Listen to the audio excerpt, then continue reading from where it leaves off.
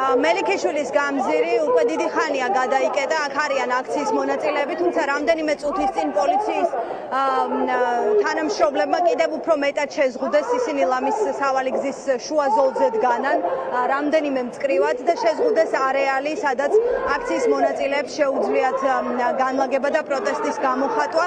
აქ შეგვიძლია ვთქვათ, რომ ყველა, ვინც ამ ღონისძიებას ესწრებოდა, ყველა ლიდერი ფაქტობრივად ისე წავიდა ამ ტერიტორიიდან, რომ ბუნებრივია ერთის მხრივ მოქალაქეებს გაექცნენ ისინი და ასევე გაექცნენ მედიის კითხვებს, მიუხედავად იმისა, რომ არსებობდა მათი მხრიდან დაპირება, რომ ღონისძიების შემდეგ ისინი მედიას უპასუხებდნენ და ასევე უპასუხებდნენ მოქალაქეებს, რომლებიც პროტესტს გამოთქვამენ და რომელთა დისტანცირებაც მაქსიმალურად მოხდა დღეს იმისთვის, რომ მათ ხელი არ შეშლოდათ ამ ღონისძიების გამართვაში. 15 წუთს გაგრძელდა პრაქტიკულად ეს ღონისძიება და მას შემდეგ, რაც გამოვიდნენ ქართული ოცნების ლიდერები, მათ მალევე დატოვეს, ჩასხდნენ ავტომობილებში და მალევე დატოვეს ეს ტერიტორია. სულ ცოტა ხნის წინ ჩვენ არ ვიცით რეალურად ამ შენობაში, სადაც გაიხსნა ქართული ოცნების საარჩევნო შტაბი, ვინ რჩება ახლა, რადგან ვისაც ველოდებოდით ყველა პრაქტიკულად აქედან უკვე წასულია, თუმცა ცოტა ხნის წინ აქ აქციის მონაწილეებმა შენიშნეს სოსო რობაქიძე, რომელიც ქართული ოცნების მხარდამჭერია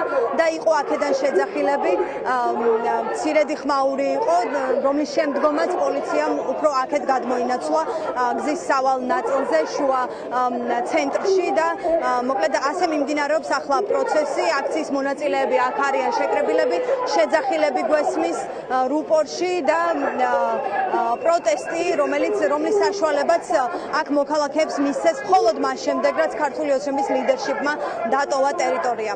ჩვენ ვცადეთ მათთან გასაუბრებას, ვცადეთ რომ კითხვები დაგვესვა, ისინი რატომ გაურბიან მოქალაქეებს, რას უპასუხებენ ისინი პროტესტს, რომლის ხმაც დღეს აქ ისმოდა, როცა ისინი ტოვებდნენ შენობას და რა რეაგირება აქვთ ამ პროტესტზე, რომელსაც გამოხატავენ მოქალაქეები, თუმცა როგორც უკვე გითხარით, მათ დაპირება არ შეასრულეს მედიასთან და ისე დატოვეს ტერიტორია, რომ მედიასთან კომენტარი არ გააკეთეს. სავარაუდოდ სწორედ ეს პროტესტი არის მთავარი მიზეზი, რის გამოც ოცნების ლიდერშიპმა დღეს საჯაროდ საუბარი გადაიკეთა.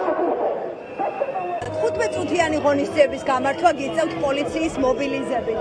ასეთი დისკომფორტია მოქალაქეებთან შეხვედრა. ბატონ შალვა, ხომ იცით ისინი რას აპროტესტებენ? ბატონ კახა, არ უპასუხებთ კითხვებს არ უპასუხებთ, ბატონო კახა, მოქალაქეებსაც გაურბიხართ და კითხვებსაც არ გამიშლით. რატომ დაგჭირდათ პოლიციის მობილიზება? ეს შეუძლია სტანდარტული. რა არის სტანდარტი? თავს იცავთ მოქალაქეებს.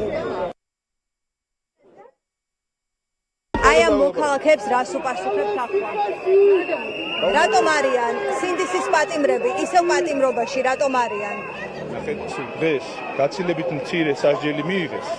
ვიდრე მანამდე პროკურატურა და თქვენი აზრით. ეს იმას ნიშნავს, რომ სასამართლო არის დამოუკიდებელი და იმ მტკიცებულების საფუძველზე რა წარმოადგინა, მიუსაჯეს ის, რასაც იმსახურებდნენ და მინიმალური სასჯელი თქვენი დათმობაა? არავის დათმობა არ არის, სასამართლოს გადაწყვეტილება როგორ შეიძლება დათმობა იყოს. სასამართლოს გადაწყვეტილება განსხვავებით იმ სასამართლო გადაწყვეტილებებისა, რომელიც ჩვენ აუხსენით ამ მოქალაქეებს, ბატონო. ესაუბრეთ, ნახეთ, ადამიანები არ ჩერდებიან. რა პრობლემა, ჩადე ვინმეს დავემალეთ, არ შევხვდით, არ დაველაპარაკეთ. ეგ არა ვარ. პოლიცია ყავთ ირგვლივ. პოლიცია ისევ წესრიგს. პირველად ხო არ გვესმის, მიჩვეულები ვართ, რომ ხალხი მოდის თავისუფლს გამოხატავს და რას აპროტესტებს ხალხი თქვენი? ამჟამად არ ვიცი რას აპროტესტებს. სასამართლოს მიერ დღეს მოქალაქეების პატიმრობაში დატოვა. გუშინ მოქალაქეების დაკავებას თუ რა, ყოველდღე რაღაც პროტესტი არსებობს. და ამაზე თქვენი რეაქცია რა? ჩემი რეაქცია არა, კანონის რეაქცია, ჩემი რეაქცია რა უნდა იყოს. აი 15 წუთიანი ღონისძიების ჩასატარებლად პოლიციის ეს მობილიზება საჭირო იყო? ხო, რა თქმა უნდა, იმიტომ რომ უსაფრთხოება იყოს ბაცული. უსაფრთხოება თუ თქვენი უსაფრთხოება პროტესტი? ჩვენის და მათიც. ვენი, ჩვენი პასუხი არის არჩევნები, რომელსაც ჩავატარებთ და ნახავთ. ამ ქვეყნის მოსახლეობა ვის უჭერს მხარს. აი ეს არის ჩვენი პასუხი.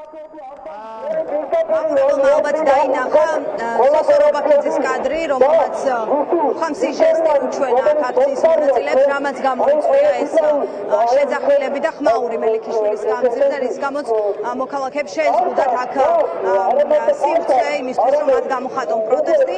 დღეს ასე ჟესტებით ესაუბრება მაგალითად გიაბოლსკი აქციის მონაწილეებს, როცა მან შენობა დატოვა და ავტომობილში ჯდებოდა, პირჯვარი გადასახა აქციის მონაწილეებს შორის. შორიდან ასე ცინიზმით, ასეთი ირონიით პასუხობს ქართული ოცნების ერთ-ერთი ლიდერი, პარლამენტის ვიცე-სპიკერი. პროტესტს, რომელსაც გამოხატავენ აქციის მონაწილეები, აქ მოქალაქეები დაშლა ბუნებრივი არ აპირებენ, მათ გუშინ დაანონსეს, რომ დღეს აქ საპროტესტო აქცია გაიმართებოდა და მხოლოდ მას შემდეგ მისცეს აქ ადამიანებს დგომის საშუალება, რაც ქართული ოცნების ლიდერშიპმა დატოვა ეს ტერიტორია და მათ არ გასცეს ჩვენს კითხვებს პასუხიც. მოусმინეთ, რომ მათ არ აქვთ არანაირი რეაქცია იმ პროტესტზე, რომელიც არსებობს და რომლის ხმაც მათ ესმოდათ, მიუხედავად იმისა, რომ დღეს მთელი ამ ღონისძიების ფარგლებში და განმავლობაში მთელი ეს ტერიტორია იყო პოლიციის კორდონით, ასე ვთქვათ, შემოსაზღვრული, იმისთვის, რომ უსაფრთხოება ყოფილიყო დაცული ქართული ოცნების ლიდერების.